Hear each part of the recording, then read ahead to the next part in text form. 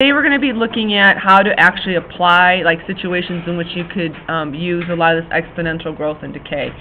And we have three kind of general areas that you can use these, and based on the situation you use one or the other. Okay, so we're going to kind of talk about the three different ways. In general, if I'm just going to flip on the back here, there's going to be three formulas that we're going to use.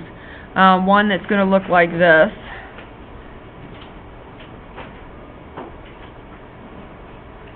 Okay, then there's going to be one that's going to look like, well, it's going to be like y equals a, and it's going to be 1 plus r to the t.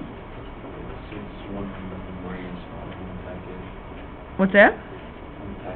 Well, there's a plus and a minus. Yeah, so there's two of them. There's one where it says where it's 1 equals 1 plus and 1 minus. All right, and then there's going to be another one in which it's going to be, I'm going to make sure I get it right with the right letters. So y equals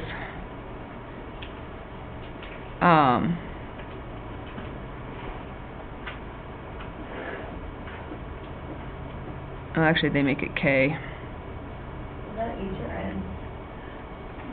N. Okay, so we're going to look at three different situations. This is situation number 1, this is situation number 2, and this is situation number 3. And each one of these situations, okay, deals with exponential growth or exponential decay.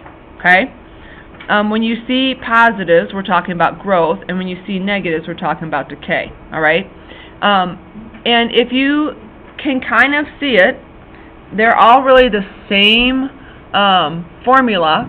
They just have different conditions. So what's going to happen is this is going to be a situation in which we have a compound time frame. Okay, meaning something's going to be quarterly or daily or something along those lines. We have a situation that something is occurring on a compound basis. Okay, we have this situation in which that it's just one general time. Okay, there is no compound. It's just over a year. Okay, and then we have this situation where something is happening continuously. Okay, and what is being affected through each one of these situations is this portion right here, this r plus n. If I have it where it's quarterly, daily, whatever, I'm going to have an n value. But if I don't have that, that becomes 1, so that just goes away. Right? So this is really the same thing, except for there's nothing to break it up into little pieces. Okay? When we were introducing E, I don't know if you guys remember this or not, but E was this 1 plus r over n, and as n got bigger and bigger and bigger, okay, so this got closer and closer and closer to a value called 2.719 whatever, which is actually E, right? So this right here is now getting replaced with E. So as n gets bigger and bigger and bigger, it becomes what's called continuous, which becomes this value, so this term right here just gets replaced. So you're actually dealing with the exact same formula, just the different conditions in which it's occurring. Okay? So let's see how this works. Alright, so we're going to start with the compound one first, the more complex one. Compounding, this deals primarily with money. Okay? And basically what this is saying is, if I put so much money in the bank, or if I invest so much money, and I have a certain interest rate that's occurring, and the bank's going to compound it, and on a daily basis, how much money will I have after 5 years? Okay. Well, what does it mean to compound? Does anyone know? When I'm saying it's compounding, does anyone have any idea what I'm talking about? Any clue?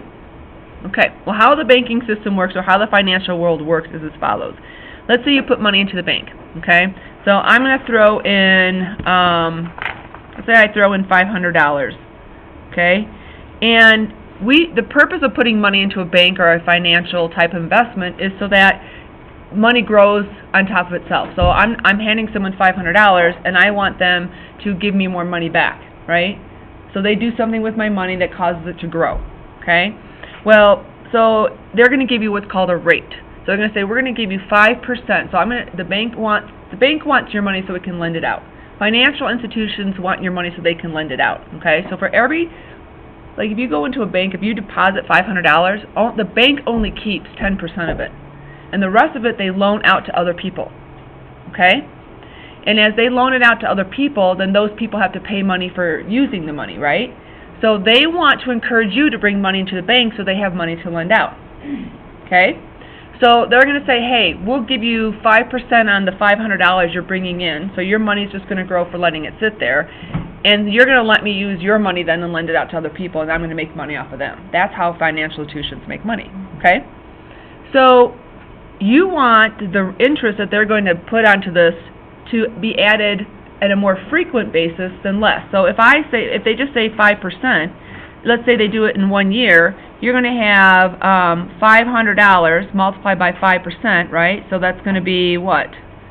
$25 in 1 year. So if you give them $500 and it's a 5% rate in 1 year, you would have $525, okay, with no compound.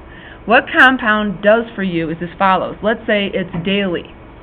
Let's say they're going to say daily I'm going to give you 25 or 5%, right? So they take that 5% and divide it by how many days there are in a year, okay? And then they multiply this to it and add it onto your $500. So let's say it's $2. It's probably not, but let's just say in 1 day I would earn $2 interest, right? Well, then the next day comes in and they need to compound again. Well, now they're going to multiply the 502 by that interest rate. And so then that's going to say, oh, instead of adding $2 on day 2, I get to add $2.50. So now I have 504.5. Well, then now they take this money day 3 and multiply that percentage. So what's happening is the money that you're earning each day gets added on, and then that's the one that gets multiplied. So compounding, you get more money applied than you would at the very end of a year. So at the end of 1 year, I have 525. At the end of a year, if I compound it daily, I might have $545. So you make more money the more you compound. Okay? So you like compounding. Compounding is good. Okay? So, what does that mean to you? So when you have something to do with money and it tells you it's compounding, then what's happening is you actually can make more money. So we have a formula here that takes that into consideration.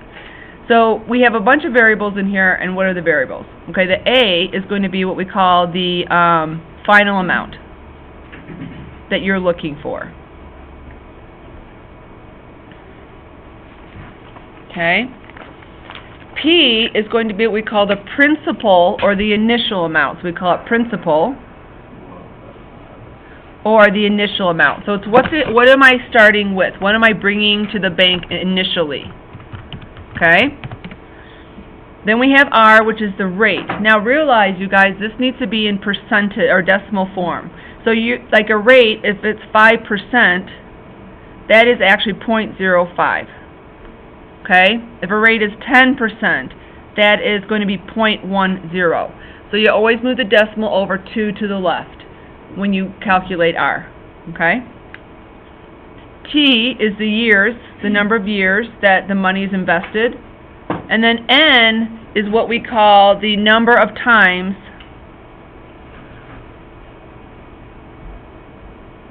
the interest is compounded, okay, each year.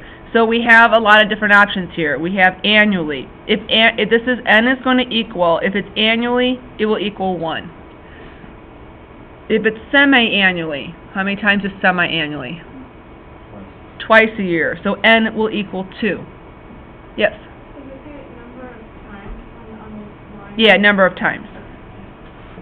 Okay. If it's quarterly, what would N equal? 4. And then monthly, 12. And then another one you'll see is daily, and that would be 365. Okay. So we take the values and we just plug it into this equation. And the equations are provided to you on the test, by the way. You don't have to memorize the equations, but you need to know which one to use where. Okay? All right, so here we go. So let's give an example. So Andrew was born, his grandparents invested $1,000. Okay, so hopefully you guys have nice grandparents that invest money for you. I don't know if anyone's done that, but go home and give them a hug if you have that, because that's very nice. Anyway, they invested $1,000 in a fixed rate savings account of 4.5%, and it's compounded semi-annually. Okay? So the money will go to Andrew when he turns 18 to help with college expenses. So how much money will he have? So let's see. Well, we need to know, it says how much, so we're going to find A. Okay? So we need the values of P, we need R, and we need N. Okay? So what would P be in this situation? 1,000. That's what you're putting in. Alright, what would my rate be? R. It's a 4.5%, so my rate's going to be 0.045. Okay? So convert it to decimal. And then semi-annually. So what does semi-annually represent? What variable? Yeah, it's 2. It represents N. So N is 2. Okay? So when I see the word compounded, I'm using this formula right here. Okay? So I can plug and play. I'm just going to do 1,000, and it's going to be 1 plus 0.045 divided by 2, and that's going to be raised then to the 2 times 18. Okay, T, which we didn't indicate, was 18, because it's 18 years. Okay? So this is where you got to get used to your calculator and know what to do. You need to take the 0.045 and divide it by 2 first, okay? And then you add 1 to it, and then you raise it. Okay, so I'm going to do 0.045 divided by 2, and I'm going to add 1, and I'm going to get 1.0225. So it's going to be 1,000 times 1.0225, and that's raised to the 36th power, because 2 times 8 is 36.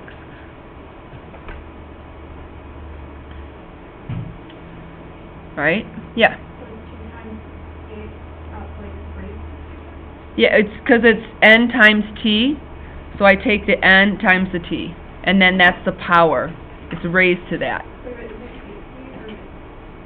It's 18, the time is 18, it's 18 years. Yeah. I could have. I meant to say 18 if I didn't. Alright, so then I take the 1.0225 and I want to raise it to the 36th power. Oops. 1.0225, raise it to the 36th power, and I get 2.2278. So I have 1,000 multiplied by 2.2278,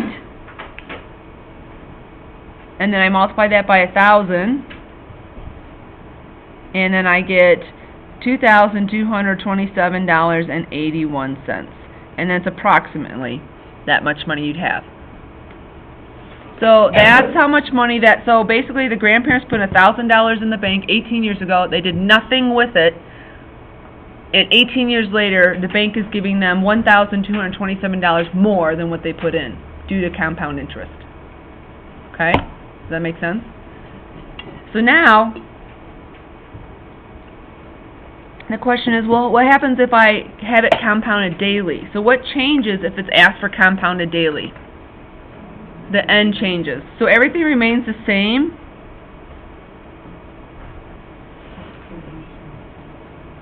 But the n now is what?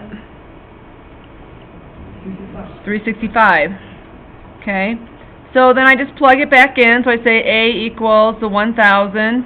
It's going to be 1 plus, and now it's 0.045 divided by 365. Okay. And then it's going to be raised to the 365 times 18. Okay, so if I take the 0.045 divide by 365 and then add 1, I get kind of a smaller number. I get 1,000. I get 1.00012, and 365 times 18 equals 6,570. It's like, holy cow, that's a big number, right? So I'm going to raise that 1.00012 to the 6,570th power, and I get 2.1. That can't be right. I didn't do that right.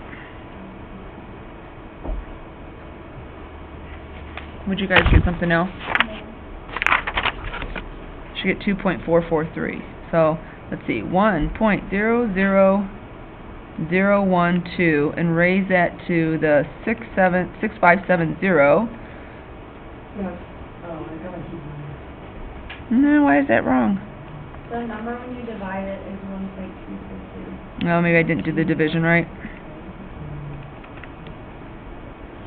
No, that's the right number. Raise that to 2570. Okay, that didn't work.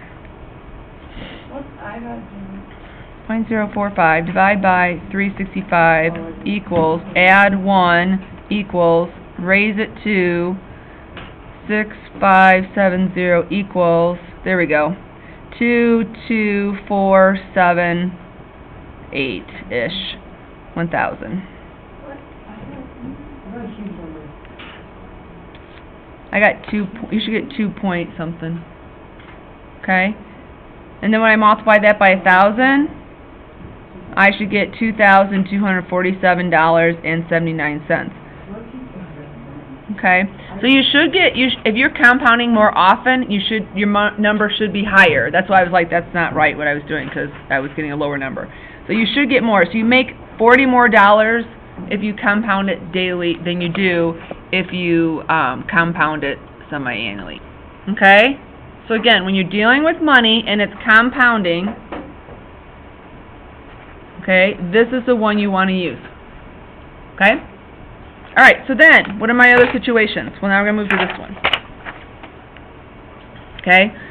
So these are dealing with growth and decay, so increasing and decreasing, that don't have a compound to it. So they're just fixed, okay? So notice what's gone here. The n is gone, right? So basically if n is 1, this is what you're using. Okay, so there's no compounding, there's no n, so therefore that goes away. So we have the same concept with this.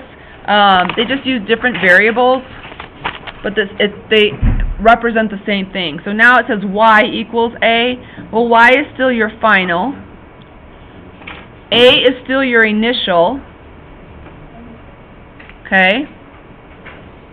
R is still your rate. That needs to be in percentage or decimal. And T is still your time. Okay. So you have the same concept. Alright? And so here we have 1 plus this value. So that's what we call the 1 plus R, or the 1 minus R. We call it your multiplier. So that's what you're going to be multiplying it by. And so if someone says we have a 9% growth, what they're really saying is 1 plus 0.09.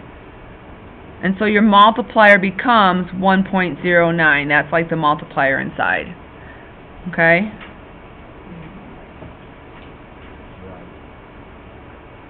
Now, B is tricky. It's saying it's 0.18% growth. So that really is 0.0018. It already has a decimal, but it has a percent sign, so you still need to see that you have to move your decimal over to the left. So if it gives it to you in a percentage, you need to move the decimal 2 over to the left. Okay? So then this becomes 1 plus that 0.0018, which then equals 1.0018, and that's that multiplier.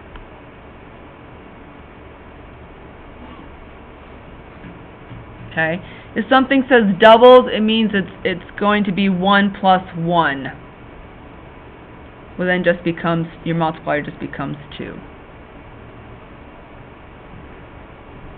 So if it says something, your rate doubles, then that's what you're going to be doing as your multiplier.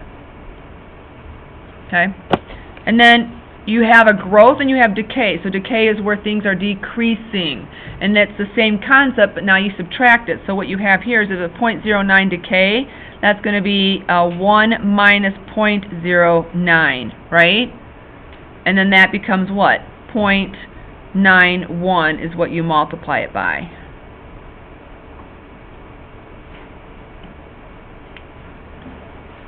Okay. Again, B is a little tricky. It's a 0.12%, so therefore that becomes 0.0012. It's decay, so it's 1 minus that 0.0012, which then becomes 0.9988 is what you're multiplying it by. Okay, so again, that's just kind of working with this in the middle, just how you read it and how you change it. That makes sense. Okay? Alright, so we're not going to, oh no, we're going to do this one. Okay, so let's look at number 3. Okay? So number 3, suppose you invest $1,000 in a company stock at the end of 1999. The value is increased to 15%. Predict the value in these years. So now you're dealing with money, but do you see anything related to compounding in here? No. And so therefore, we're going to be looking at this formula right here. Okay? So I'm trying to find y. Alright, it says how much predict in the future. Alright, what's my A value here? What would my A value be in this situation? 1,000. Okay. What's my R value going to be? It's 15%, so it's going to be 0.15. Alright, and then what's my T in this one? So T you have to kind of calculate. It starts at 99 and goes to 2004. So what's my 5? So T will be 5. And then I have another situation in which it wants T to be 10. Okay, so we have 2004, which is 5, and we have 2009, which is 10. Okay, so we can plug this in. So I'll say A is 1,000, and then we have 1 plus my 0.15, and that's raised to the T, which is 5.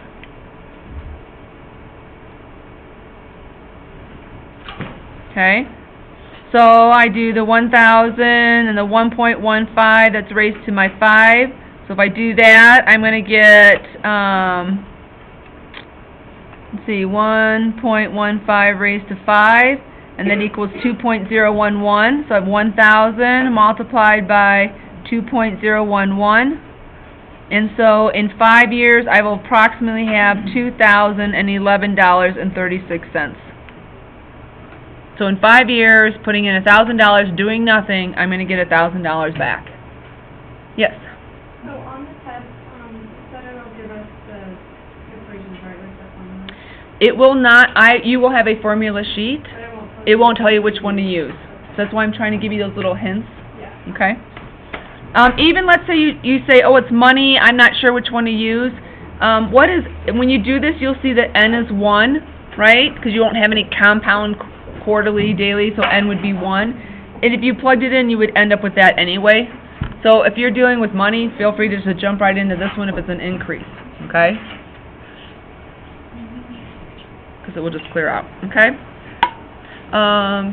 There's page 4. Alright, questions on that? So then if I have 10 years, I do the same thing, but now I just replace the T with 10. So this would be 1,000, the 1.15, but I raise it to the 10th power. And so when I plug that into the calculator, I'm going to have approximately $4,045.56. Meaning in 10 years, I will have gained over $3,045 for doing nothing. Again, so the higher your interest rate, you guys, and the more you compound, the better. So we know to use that equation. There's no N. It deals with money and there's no N. Like there's no, it's not compounding at any particular time frame. Okay? Alright, flip. Alright, I'm not going to do example 4 because we just did that. If you guys want, notice how this one though it says it's, you want of money, has 8 years, 7% interest, compounded quarterly. Because it has a compounded quarterly, you're using the one with N. Right? So that's your key on that one. Okay? Alright, so a couple things on this one. We're going to try one more example, but I want you to cross out the half-lives one.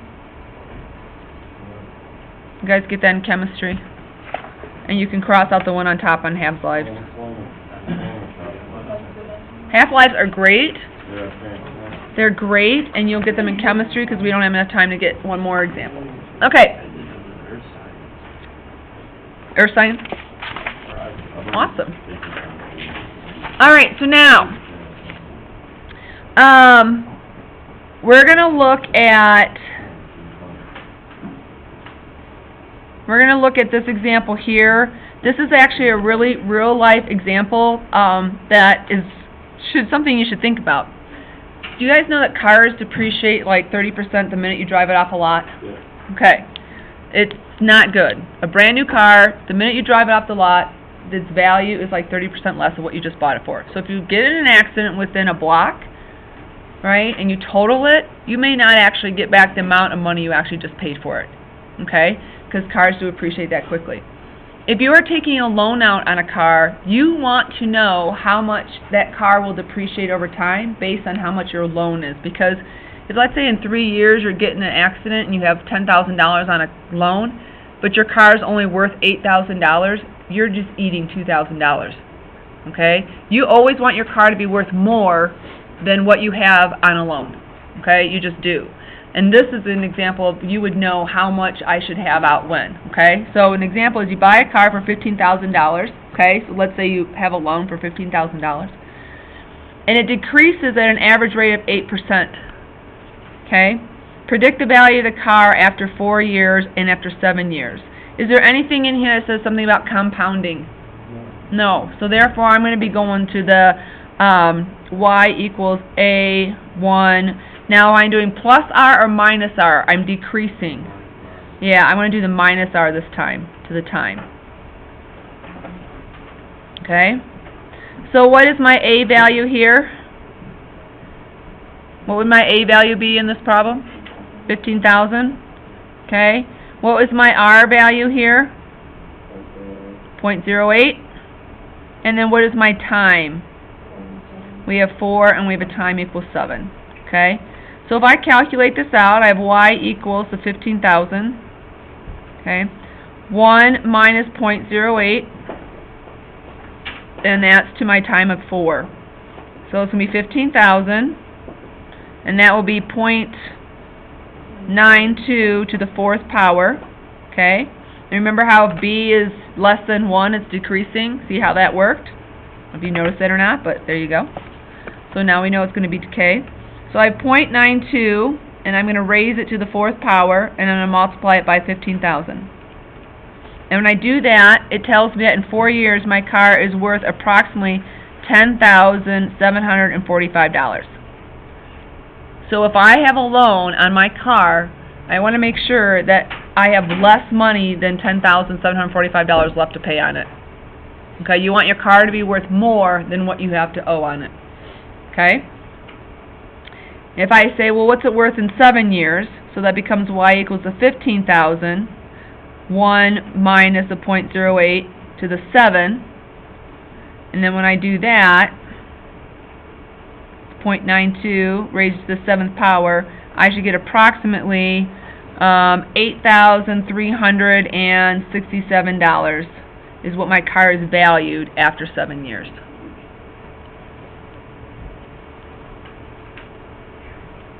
Okay? And that's assuming you put on normal, like, mileage and stuff like that. Okay? Alright, I'm not going to do number you try. I just want us to read it and pull out the variables. Okay? I think that's going to be the key. I don't think it's hard to plug variables into an equation. I think what's hard is making sure you have the right variables, right? So let's read this. Population of the city was 120,000. Since the population has increased at a fixed rate of exactly 1.5%, if the population continues to grow at this rate, what will it be in 2010? Alright, so we're going to use there's no compound in this, right? Okay, so we use the y equals a, am I using 1 plus r or 1 minus r? Am I increasing or decreasing? Increasing, so that's going to be plus 1 plus r, okay, to the t.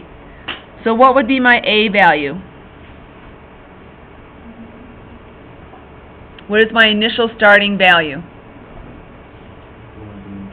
Yep, 120,000. Okay, what's my rate? It's 1.5%, so therefore what would that be? 0.015. Right? Because I have to take 1.5 and move it over. I do 1.5 and I move it over twice. So it leaves it right there. Okay? Alright, and then what else do I need to know here? What's my other variable I need? So I got A, I got R, what else do I need? T. So what is T in this situation? It is going to be 100. You do 910, 210 minus 1910. Alright? Alright, so you good with how I got those variables? Okay, you good with how you would plug it in? You're confused. Okay. Alright, good? Yes? Why did you get like that? Because when you have it as a percent, when you're given the rate as a percent, you need to convert it to decimal, and 1.5% is going to be 2 over. Okay. Yeah. Okay? Alright, go ahead and flip. Alright, so now you have seen two equations. You've seen where it's money compounded. You've seen where it's one general time frame, right? There's no compounding. And now we have this thing called continuous, okay, where something says it's continuous. I do believe that they do indicate when to use this, just saying. So I do believe they do tell you when that's the case. But when you see something for continuous, that's where that 1 plus or 1 minus r over n, that becomes that number 2.7 whatever, so they replace it with e, okay? So this point, we are going to use this formula here for increase. If they're talking about money, you use the same thing, but they just replace y with a and a with p. So it's the exact same concept, so don't worry so much about the variables, just get what the principal or the initial value is, okay? So it talks about the present population of Ridgeville is 1820 people, and then they're telling you to use this formula right here. So they actually give you the formula. Find the expected population in 15 years, okay? So we need the initial amount. So what's our A going to be? Yeah, 1820, okay? And then we need to know, the other variable we need to know is T. What is T in this one? Because E is a value. Yeah, yeah.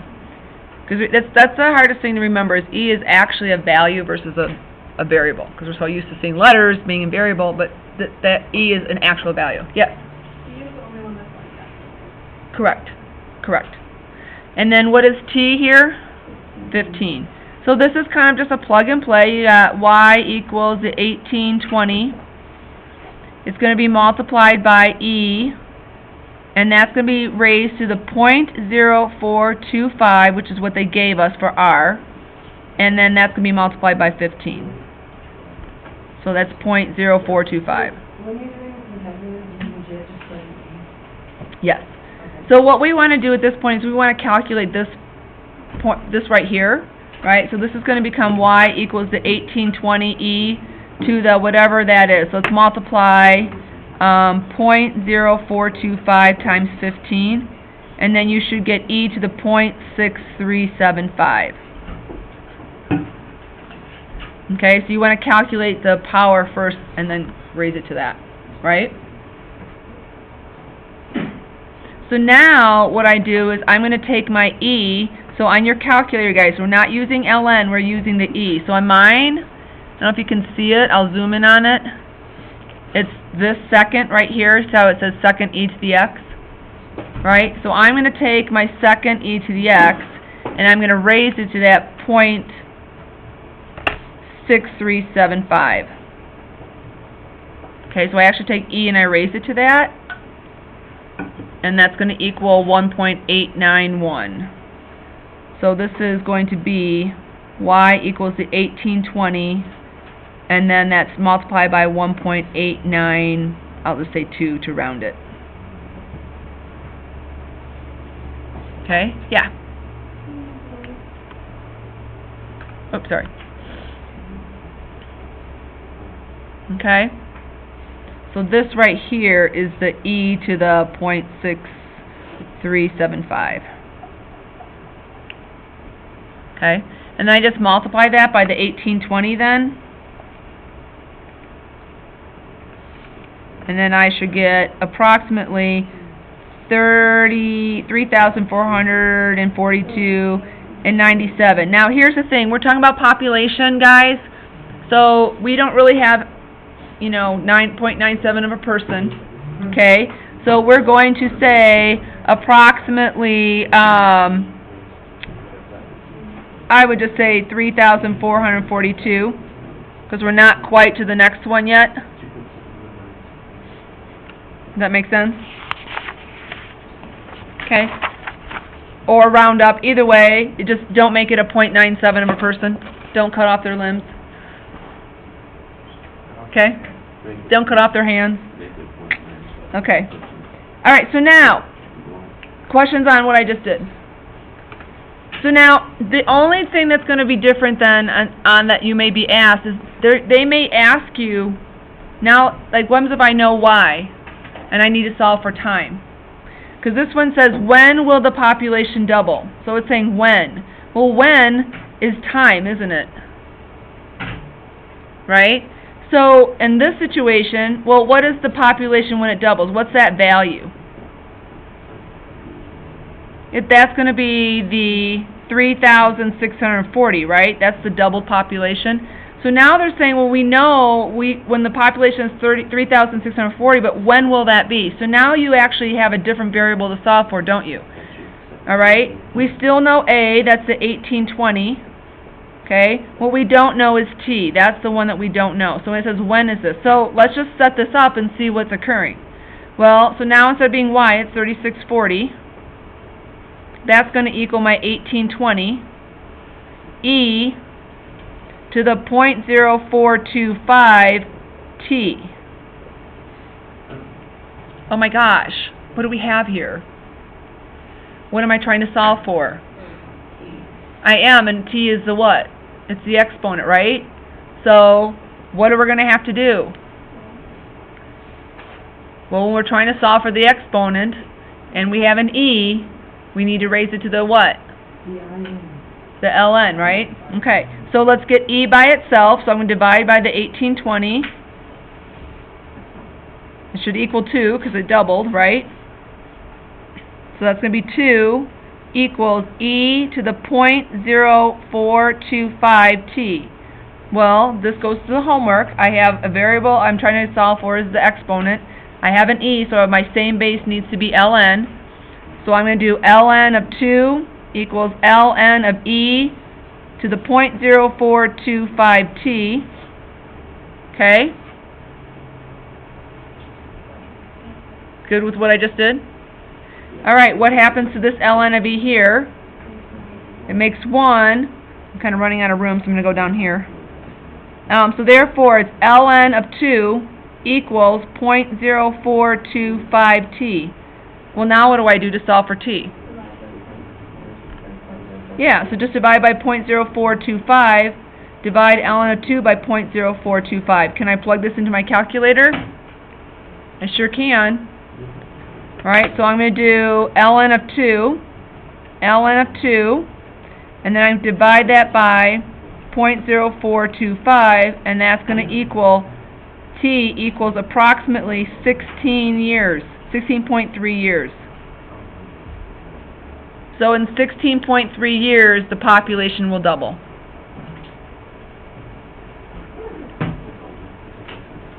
Okay? Does that make sense?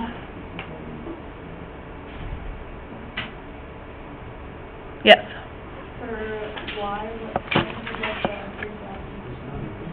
Because it asked for when the population would double, and the population was my, they gave me is 1820, so I just doubled that and made that Y.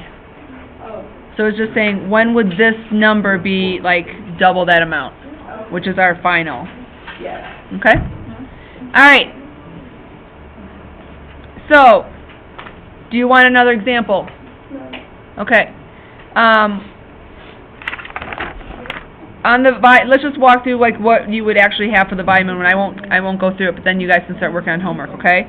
So this one says a vitamin is eliminated from the bloodstream at 20% per hour. How many of you guys take vitamins every day?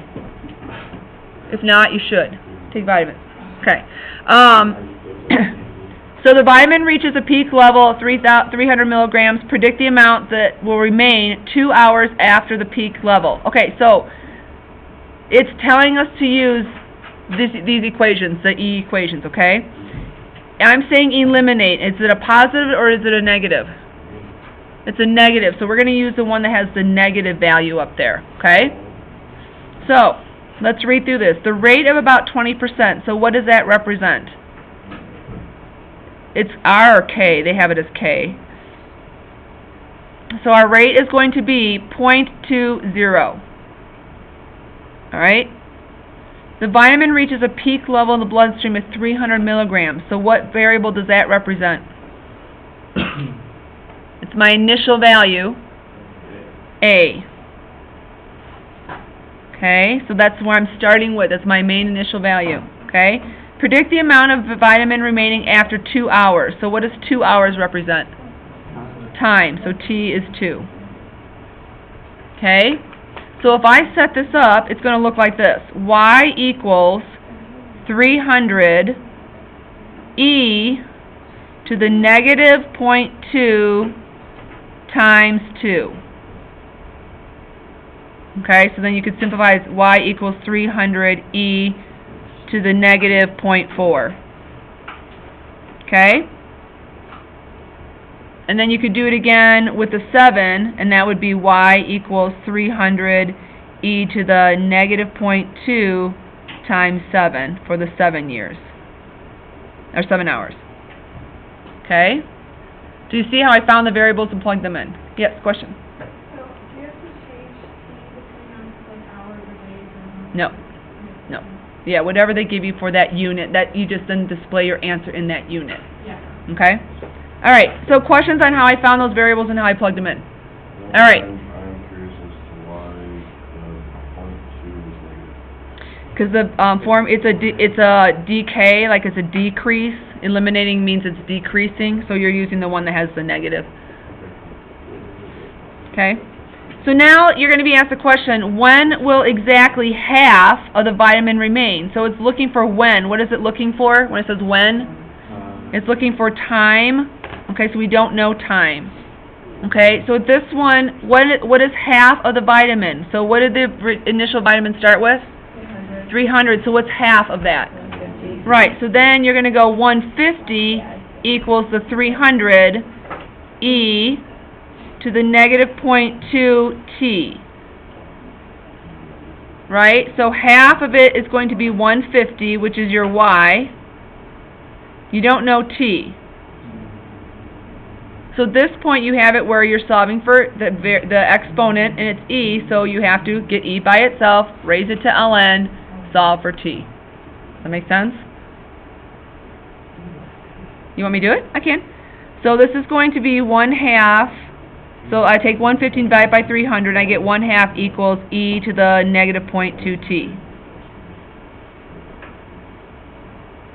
So I'll just make this 0.5. I'll just do 0.5 equals E to the negative 0.2 T.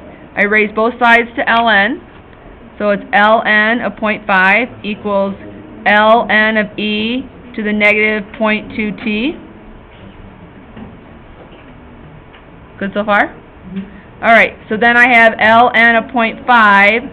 That cancels to 1, and that equals negative 0.2 T. So T is going to equal ln of 0.5 divided by negative 0.2. And when I do that, ln of 5, and I divide by, no, I gotta do this, negative 0.2, I get a, that's not right, I'm not doing that right, ln of 0.5, and then I'm going to divide by negative 0.2, and I get a 3.46, so approximately 3 3/4 hours. You'll have half the vitamin in your body. Okay?